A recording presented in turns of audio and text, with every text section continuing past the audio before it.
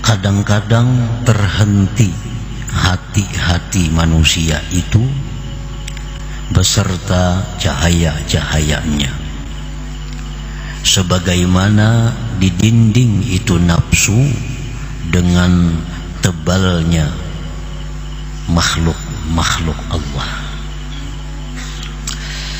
Itulah terjemahnya hikmah yang ke-152 ini.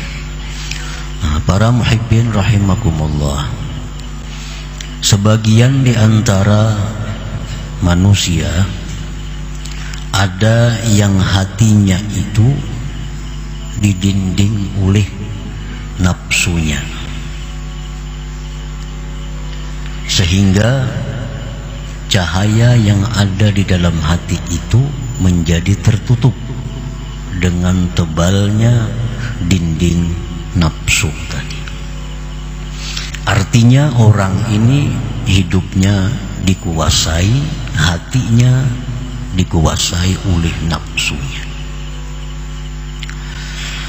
Tanda orang yang hatinya itu dikuasai oleh nafsunya, tandanya adalah bahwa yang dipentingkannya itu kesenangan dirinya.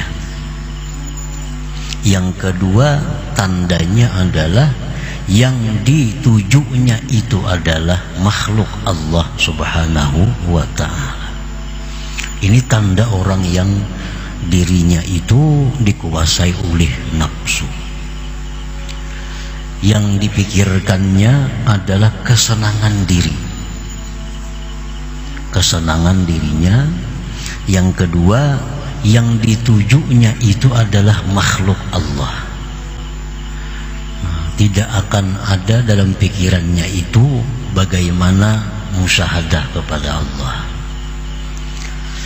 Nah, para muhibbin rahimakumullah, sebagian orang yang tadi ada yang terhenti sampai di situ, artinya sampai mati dia demikian, sampai mati terhenti.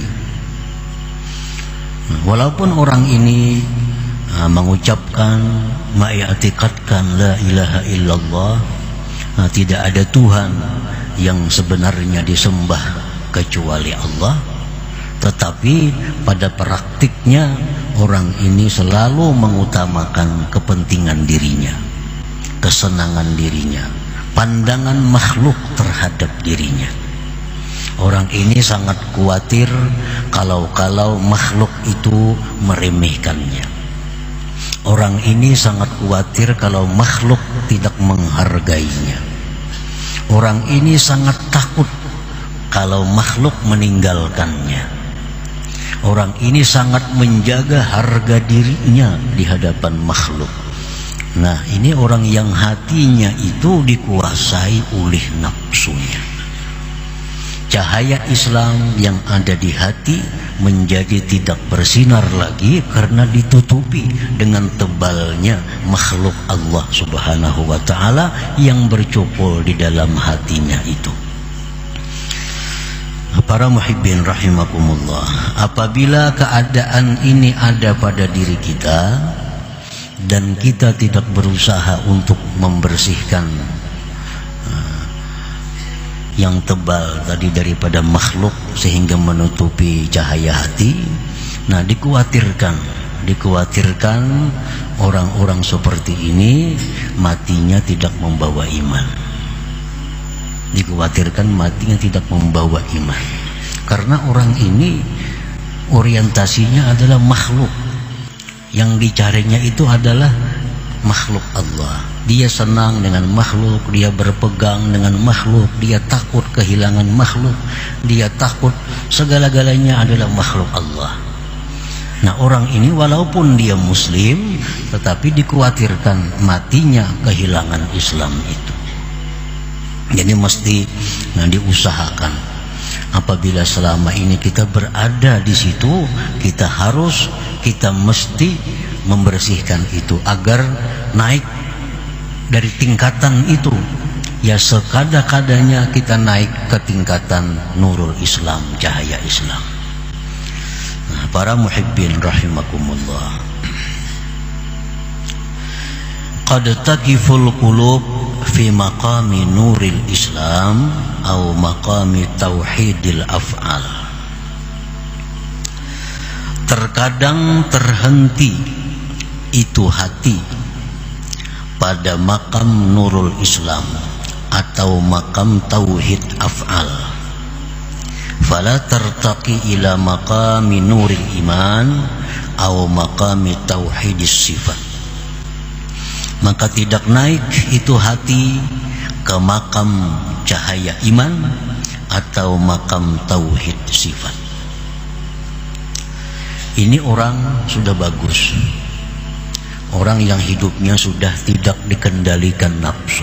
Walaupun asalnya demikian juga, manusia itu memang fitrahnya itu lebih dulu nafsu daripada akal. Kita lihat anak-anak yang baru lahir, pikirannya apa? Selalu nafsunya. Dia menyusu, dia menangis kehilangan ibunya, itu semuanya adalah nafsu. Jadi manusia ini pada dasarnya memang didahului oleh berkuasanya nafsu di dalam dirinya. Nah, apabila dia berusaha untuk menaikkan tingkatannya ke atas, maka orang ini akan sampai kepada makam nurul Islam. Dia sampai kepada makam tauhid af'al. Orang yang sampai di makam ini, orang ini sudah manis melakukan ibadah zahir. Orang sampai di makam ini sudah lezat membaca Al-Quran, sudah lezat berzikir. Ini sampai di makam ini, dan dia sudah bisa menyaksikan bahwa yang ada di alam semesta ini adalah merupakan asaru fi'alillah, merupakan bekas perbuatan Allah Subhanahu wa ta'ala. Ini sudah duduk di situ. Dia melihat apapun, dia sudah bisa melihat bahwa itu adalah merupakan perbuatan dari Allah. Nah, ini sudah mantap nih sebenarnya nih. Kalau ukuran kita sekarang ini sudah hebat duduk di sini. Walaupun yang paling rendah daripada golongan yang ada di dalam suluk. Ini sudah mantap. Dia melihat apapun, dia lihat itu fi'il Allah, perbuatan Allah. Nah, di sini pun dia sudah tidak ada lagi perasaan dendam kepada orang. Di sini pun dia sudah tidak ada lagi perasaan menyalahkan orang. Di sini pun dia sudah tidak ada lagi untuk berbuat marah, hatinya marah kepada orang. Karena dia melihat bahwa semua itu adalah fi'lullah, perbuatan Allah. Nah, jadi ada orang yang sudah sampai di situ, sampai di makam tauhid af'al, sampai di makam nurul Islam, dia terhenti di situ. Terhenti. Kada bisa lagi naik ke makam tauhid iman. Kada bisa lagi dia naik ke makam tauhid sifat. Dia hanya sampai di tingkat pertama. Di tingkat pertama. Terkadang terhenti dia di situ dan tidak bisa naik kepada makam tauhid sifat atau makam nurul iman. Kenapa sebabnya dia terhenti di situ? Banyak sebabnya. Wadhalik yang demikian imma li dha'fil himmah anit tarakki. Ada kalanya sebabnya itu karena keinginannya lemah daripada naik. Keinginannya sudah lemah untuk naik ke makam tauhid sifat. Sudah kada ada lagi semangat untuk naik tingkat. Cukup dikupral aja. Kupral aja. Nya kada ada kapingin lagi hendak jadi kapten, letnan kapten, apalagi letnan kolonel, kada kapingin. Nya merasa sudah cukup dengan kupralnya itu. Nah, maka orang ini sampai dia mati, dia duduknya di tauhid af'al. Wa imma li ru'yati annahu al-ghayah allati laysa syai'un fawqaha, Ada kalanya dia terhenti di situ karena dia melihat itu merupakan puncak yang tidak ada lagi di atasnya. Dia menganggap bahwa ini sudah puncaknya. Nah, dia sudah menganggap bahwa sembahyang itu nikmat, sembahyang itu lezat, baca Quran itu tenang hatinya.